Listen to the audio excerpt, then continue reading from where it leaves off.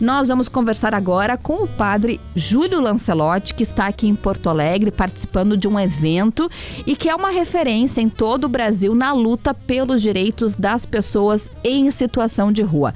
Eu queria justamente perguntar para o padre, começar por isso, sobre a situação em Porto Alegre. Eu não sei, padre, o quanto que o senhor está a par da situação em Porto Alegre, mas nós temos vários bairros que concentram um número grande de moradores de rua e a percepção é de que depois da enchente que atingiu a nossa capital no ano passado, esse número deve ter inclusive aumentado, porque muitas pessoas perderam as casas.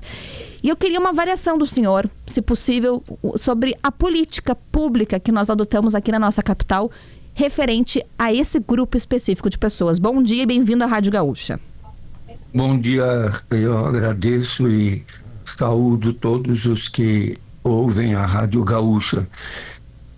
A questão da população de rua, ela tem as peculiaridades de cada local, como aqui no Rio Grande do Sul, aqui em Porto Alegre, que vocês conhecem melhor do que eu. Mas existem questões que são gerais e que são amplas dentro do que a população de rua é heterogênea. Uma delas é que as políticas públicas, em geral, não são feitas para a população. A população tem que se adequar ao que as políticas públicas propõem ou que as políticas públicas podem fazer. Então, esse mutirão que nós estamos vivenciando agora, ele é um mutirão facilitador, mas ele dura quanto tempo? Depois que o mutirão termina, como é que as pessoas conseguem se mobilizar de um lugar para o outro para ter todo esse atendimento que está concentrado?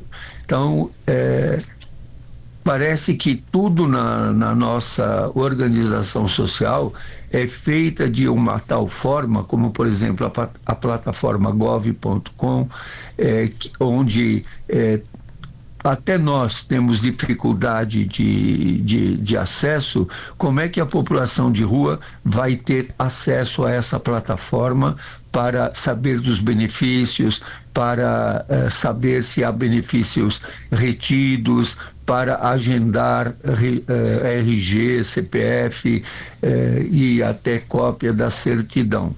A vida em situação de rua é uma vida que vai despindo a pessoa de tudo e ela vai perdendo. A primeira coisa que eles perdem são os documentos.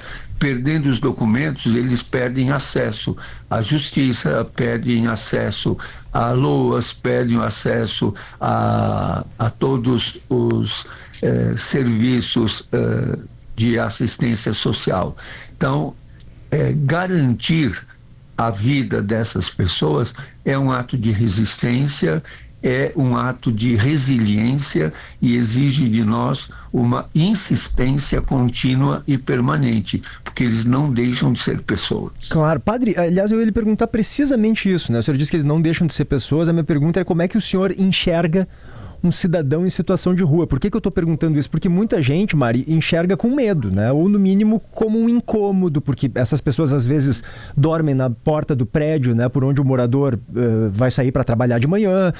Como é que o senhor entende? Tem cheiro, né? Isso, as pessoas se incomodam higiene, sujeira. Exatamente, o cheiro eventualmente das questões fisiológicas, enfim, Isso. que na rua eles precisam fazer.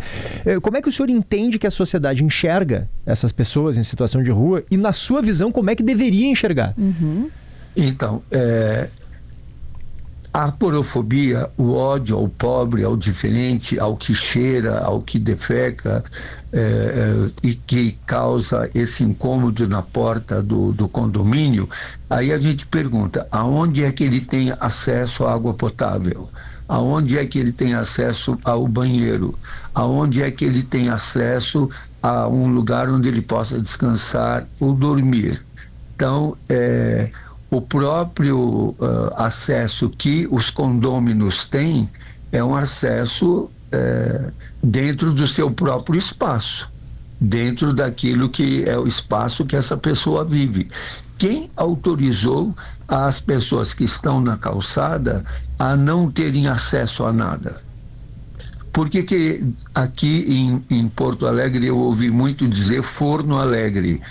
como é que durante o tempo do Forno Alegre eles têm acesso à água potável?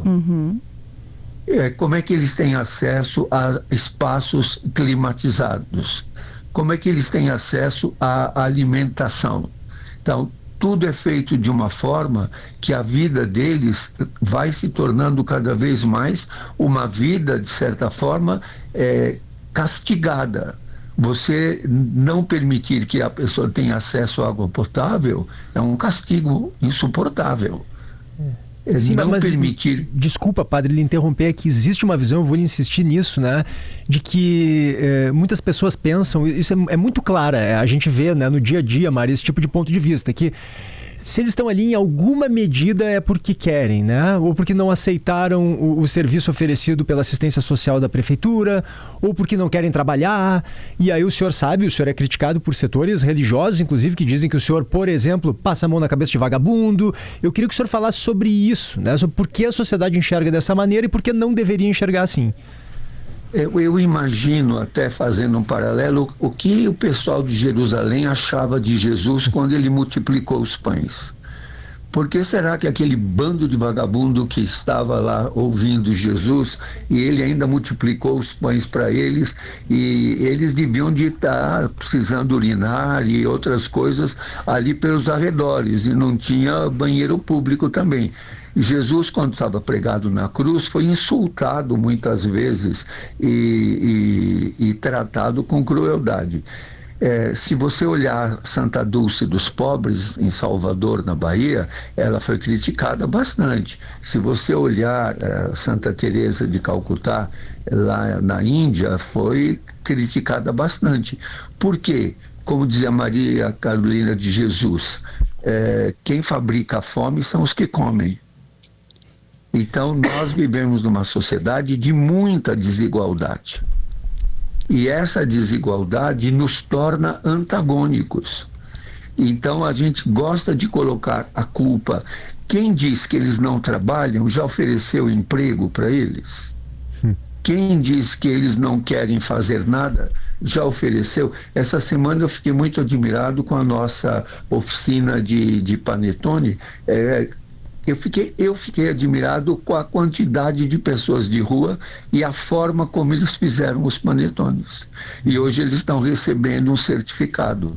Eu fico muito admirado de ver essas pessoas em situação de rua fazendo artesanato. Aqui mesmo na ação que está acontecendo com todas as entidades de Porto Alegre, eles estão trazendo aqui vários artesanatos que são feitos por eles. Então, uma primeira coisa, a gente teria que colocar nos nossos olhos o colírio da solidariedade, o colírio da humanidade, e não olhar para a pessoa que é diferente de nós como inimigo, e não colocar nela adjetivos pejorativos ou coisas como ele não quer trabalhar, ele está na rua porque ele quer. Eu convidaria qualquer uma dessas pessoas que falam dos abrigos a ir dormir uma noite nesses abrigos para ver. Em geral, quem critica o morador de rua que não vai dormir no abrigo, dorme num quarto com ar-condicionado. Então, seria preciso perceber que as diferenças, a desigualdade que nós vivemos, e o Papa Leão XIV fala isso na exortação apostólica de Lex Ite, a pobreza não se explica nas pessoas, achando que ela é culpada porque ela é pobre. Ela é pobre e despida dos seus direitos porque nós vivemos numa estrutura meritocrática que não garante lugar para todos. Você não dá de comer a eles e os culpa por terem fome. Gabriel. Padre Júlio, daqui 15 dias o senhor faz 77 anos. Depois de tanto tempo, né, nessa luta por dignidade das pessoas em situação de vulnerabilidade, hoje o senhor é um saudosista do passado, acha que está tudo igual, ou a gente avançou um pouco em direção a uma sociedade mais humanitária, mais igualitária? Eu acho que é difícil de dizer qualquer uma dessas coisas. Eu não sou saudosista do passado, porque acho que cada tempo tem os seus desafios, as suas dificuldades. pessoas em situação de rua, famintas, doentes pelas ruas, a gente lê até nos evangelhos e vê como é que Jesus lidava com elas. Se nós avançamos em algumas coisas sim, mas em algumas coisas que nós avançamos formalmente, nominalmente. Se nós tivéssemos avançado em tudo, nós não teríamos tanta gente na rua. Se nós tivéssemos avançado em tudo, nós não teríamos tanto feminicídio como o Brasil nesse momento grita pelo número que aumenta e cruel de feminicídio. Nós dizemos tão civilizados e avançados e ainda a LGBTfobia é aguda e mata. A desigualdade é imensa. Quem nasce pobre hoje seguramente vai morrer pobre, por mais que trabalhe. Padre, o senhor agora mencionou a LGBTfobia, né? Chama atenção, claro, né, Mário? Porque não é todo dia que a gente vê um líder religioso defendendo as pessoas da comunidade LGBTQIA+. Não que sejam raros, mas, repito, não é todo dia que a gente vê. Então eu aproveito esse gancho para lhe perguntar se o senhor entende que a Bíblia, ela é um livro fechado, com uma única leitura correta, ou ela precisa ser reinterpretada permanentemente à luz do tempo em que a gente vive?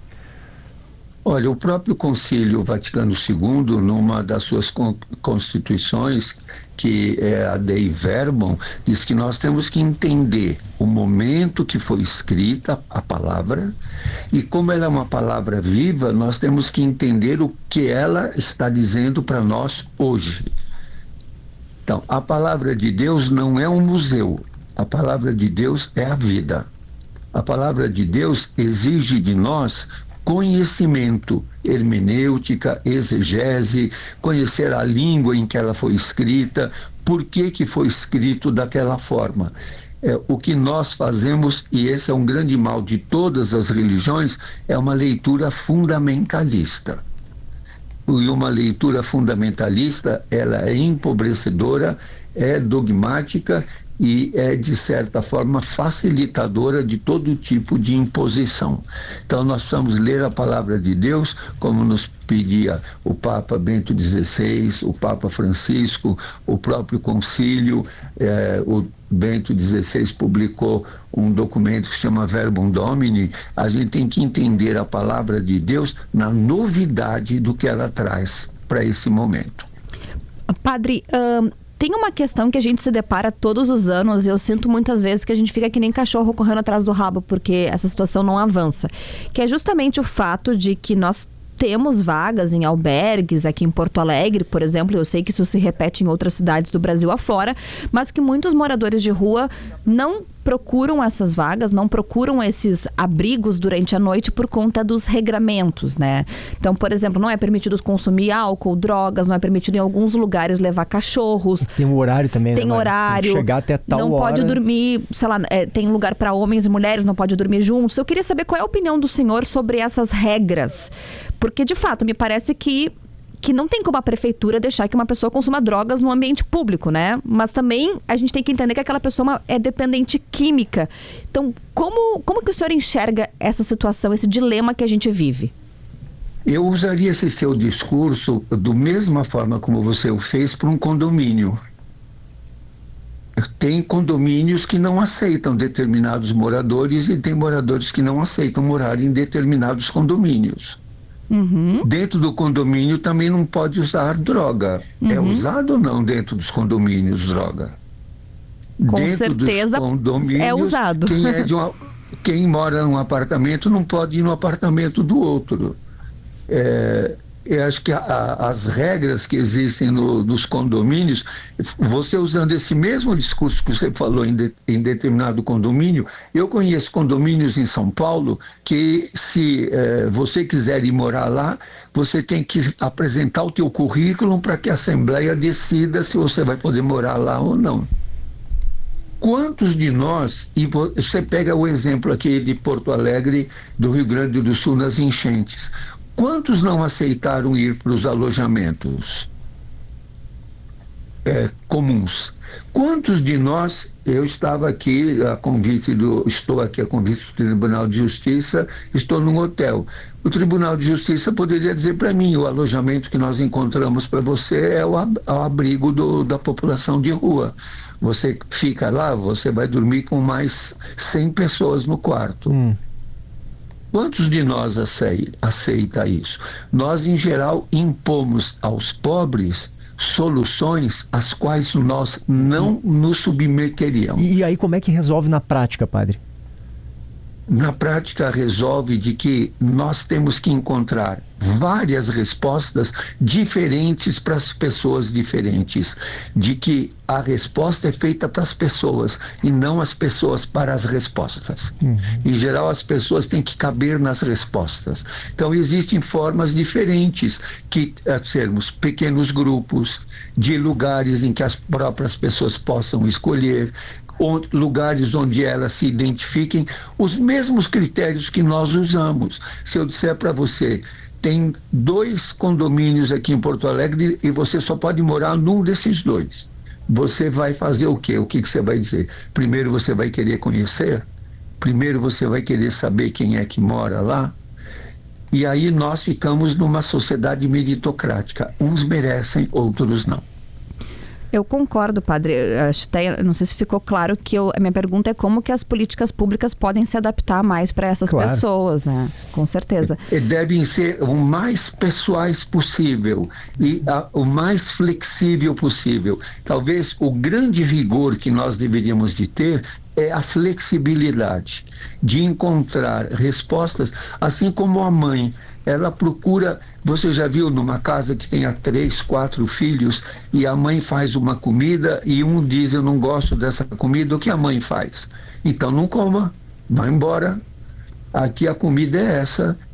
A mãe faz sempre uma forma de adaptar a comida para cada um dos seus filhos. Então a gente precisa, mas é muita gente, mas nós temos que trabalhar com grupos menores. Trabalhar a questão da convivência, diminuir a desigualdade. Por que o Brasil tem tanto receio de taxar as grandes fortunas? Obrigada, padre Júlio Lancelotti, foi um prazer lhe ouvir, obrigada pela participação. Obrigado a vocês pela paciência. Um abraço, padre Júlio Lancelotti. Um abraço, Deus abençoe.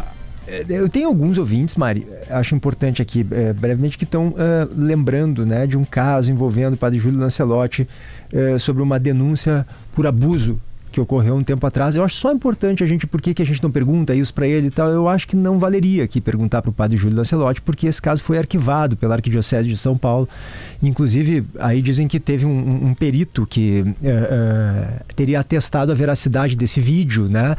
E esse perito foi contestado depois por outros peritos, enfim, e não há nenhum tipo de avanço judicial ou mesmo dentro da igreja que possa levar a entender que essa denúncia tenha feito algum sentido. Então, não, a gente não julgou que era relevante nesse caso aqui abordar algo que o padre Júlio Lancelotti não está respondendo criminalmente ou oficialmente.